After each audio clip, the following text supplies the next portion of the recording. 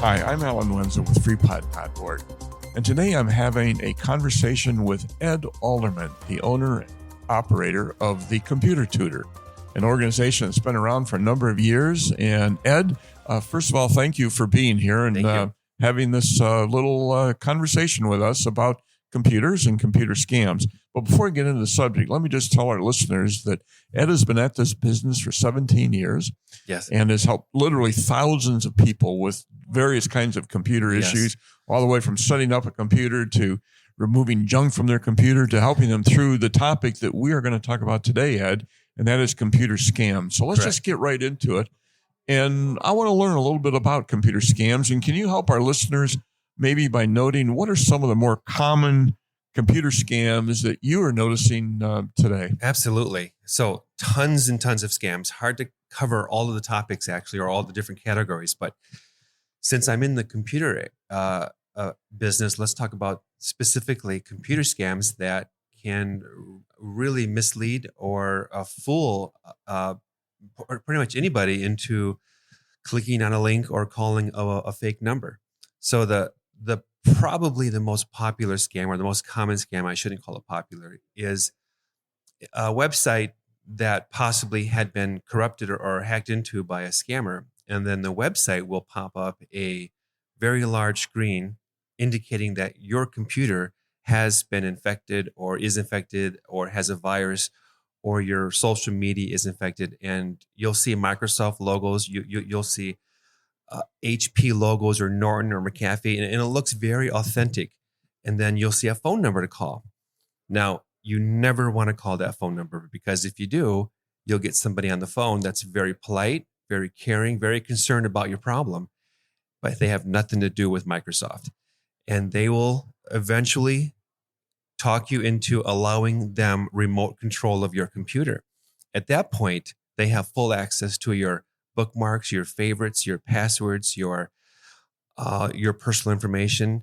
And what they're looking for is a login to your bank. And if they get that, they can transfer money out of your bank account right there on your screen without you knowing what they're doing. And if they can't get that to work, they'll try to trick you into getting a money card or an Apple card or a Visa card and giving them the money over the phone. And if you don't cooperate, if you figure out it's a scam, they lock you out of your own computer until you call back and pay whatever they're asking. And it can be $500 to $2,500. And it seems, maybe I'm stating the obvious here, but the goal of scammers is to get your money. Always to get your money. That's always all to get they your want. money. That's all they want. Yep. And that's, as a matter of fact, that as you talk about that particular scam, that happened to me. Yeah. It popped up on my computer screen that I was being locked out, and some fraud was detected, and I needed to call this number. Right. Thankfully, I knew what to do. And in a moment, you're going to tell our listeners what to do if that screen pops up. But this is relentless stuff. It's relentless, and it's been going on since I've started the business, 15, possibly 17 years. And the first thing you want to do when you see this type of scam is to actually just turn the computer off. If you can't turn the computer off, if you can't get to the start menu or anything on the screen, just hold the power button in for about 10 seconds. It'll crash the computer. If you can't crash the computer, just pull the power cord. If it's a laptop and those options don't exist, see if you can remove the battery and then let it sit for about 10 minutes. Besides the screen pop-up that's saying that your computer's been locked and to call this fake Microsoft number, what are some other typical scams that you run into that would hit us as a computer user? Very popular scams are a category called phishing scams. You've probably heard of this. It's their emails or even text messages now that look like something they're not. Like maybe you get an email from Apple, and Apple says to you that to better protect you, let's log you into your account to make sure that everything's up to date. Well, that could be a complete fake email that's not from Apple. And once you log in, you've just given a scammer your Apple ID and your Apple password. So now they have access to your iCloud account, and they can completely lock you out of that. That's a phishing scam or a phishing email. And they come from, you'll get lookalikes from Microsoft, from Apple, from HP, from Dell, even from Xfinity, Frontier, Yahoo, Gmail, and Facebook, especially Facebook. So they all look like they're legitimate. Yep. The logos are there. Even legitimate links will be in the email to better pull you into this lie. So how do we even go about spotting the fake from the real? Never log into an email like that. Always go to the website. So let's just say, for example, you get a Facebook email that says, you may have been hacked, log in to protect your account. Never do it from the email. Close the email out, go to facebook.com, log in and see if that's a real warning. It's probably not. A really popular phishing scam is Amazon. It's not from Amazon, but it'll be fake and it'll say, thank you for your purchase. If you believe this is not your purchase, click log in or call this number. That's a really bad scam. I think I've had a phishing from someone pretending to be PayPal. Oh, PayPal is really popular. Is yeah, it? Yeah, very popular. Same kind of a thing that please don't contact us. There's something wrong with your account. We need to update some information. Yep. Please call us. Please of course, call us. don't do that. You're saying never call the number. Never log into any of those emails. Never call the number that pops up on your screen. And if you do call the number, here's the best way to find out if it's a scam. If somebody actually answers the phone. If you think about it, when you're calling a scam, there's always somebody on the phone immediately. There's no automated this or that. If you call HP or Dell or Microsoft or Apple, you got to go through 20 minutes of automation. You have to press 1 for English, press 2 for Microsoft, press 3 for Office products, press 4 for 2007 Office. So you never actually get a live person until about 20 minutes. But that's almost counterintuitive. It's almost like you would think that a live person, boy, I got somebody real. Yeah. This got to be legit. But you're saying it's just the opposite. It's just the opposite. If a live person answers and they're super polite, you got a scammer on the phone. Interesting. Yeah. Gee, that's a good tip for our listeners. That's a really good tip because people fall for it. Because the guy on the phone is like, I am so sorry for this. We're going to do everything we can to get you through this. Let me get my manager here and we're going to pull all the stops out and we're going to help you get through this before it's too late. And let me call your bank for you to make sure you haven't been hacked. And that happens too. And then of course they call a fake bank. And the other person on the phone says, yes, looks like maybe you've been compromised. Let's make some changes. All of it's fake. So if you get a hold of somebody live who is very, very super helpful, wanting to do all these things for you, including calling your bank, that's a dead giveaway. That's a dead giveaway. Is a scam. First thing they do is answer the phone. That's a dead giveaway. Second thing they do is want to call your bank for you. That's all bad. Yep. Or if they tell you to go to the store and get a money card, Microsoft, Apple, they're never going to ask you to do that. You know, HP, Dell, Norton, Xfinity, they're never going to ask you to go to the store and get a money card. And what happens when, before I ask the question, what do we do if we think we're the victim of a scam? Are there any other scams out there? I remember you mentioned once fake websites. There's fake websites. Like if you do a Google search for HP tech support, there's a very good chance the first 4 or 5 links are bogus. And how do you know that they're bogus? Oh, that's it. If there's a phone number.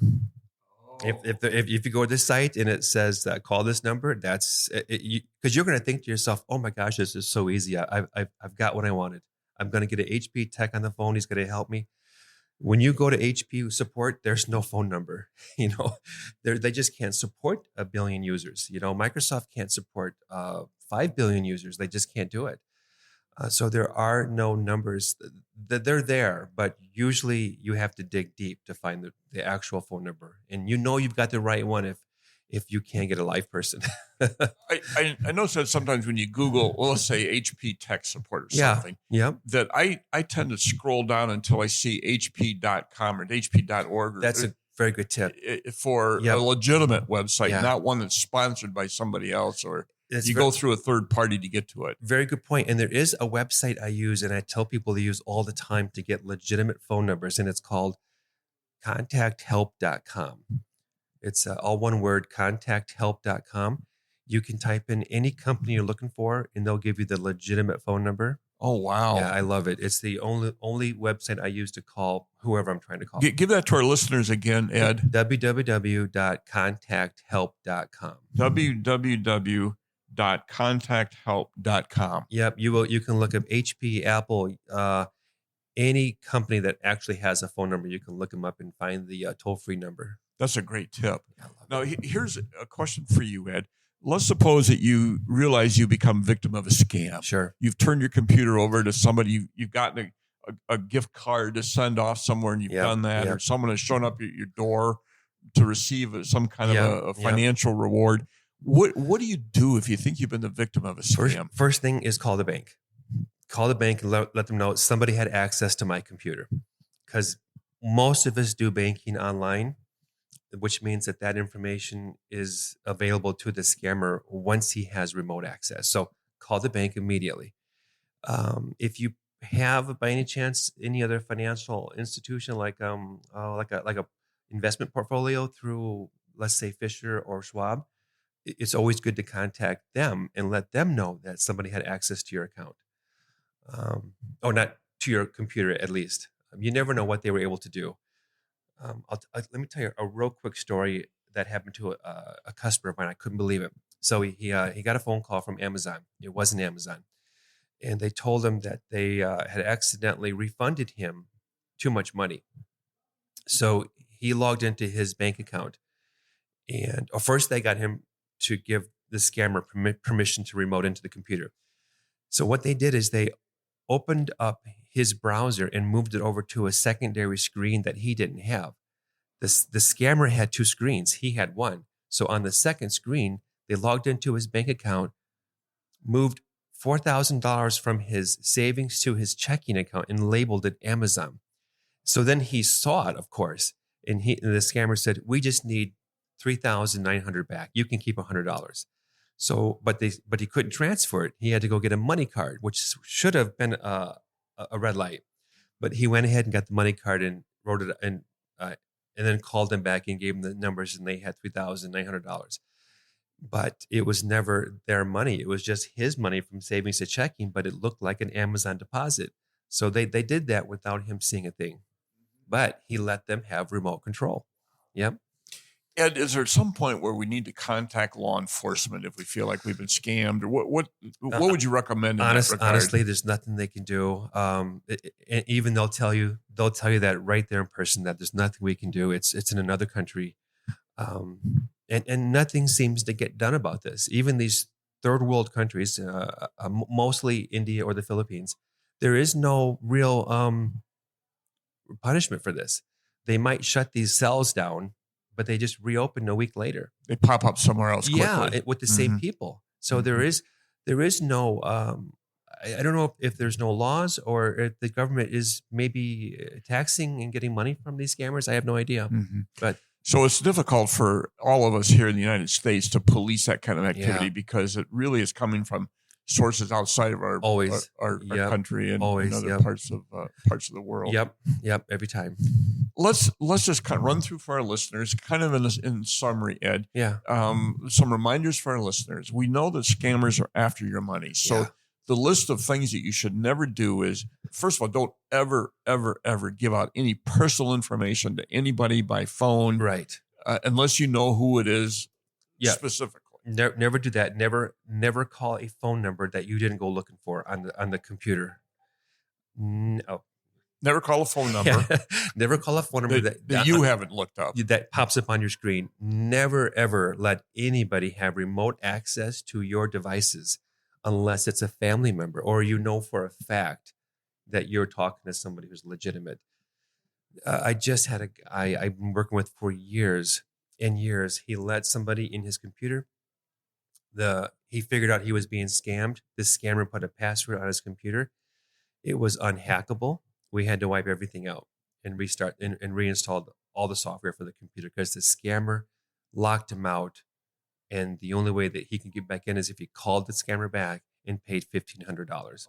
Yeah, it just sucks, And the poor guy was, 85 years old. And that's another thing, that the target group for these scammers are probably 65 and older. And that's the target group.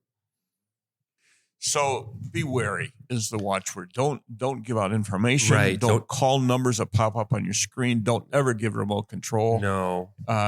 Don't call numbers that you didn't solicit yourself. Don't answer emails you don't recognize. Right. Yeah. Never log into an email that you get, even though it may look legitimate. Yep. And they always look legitimate. They always look legitimate. Yeah, they look really good. And if you think you are the victim of some kind of internet scam or computer scam, call your bank immediately. Yeah. Because that's what folks are after, your finances. And call an IT guy that you might know of who can come to the computer. It only takes maybe 30 minutes to make sure that we get the remote software out. Okay. It doesn't take long.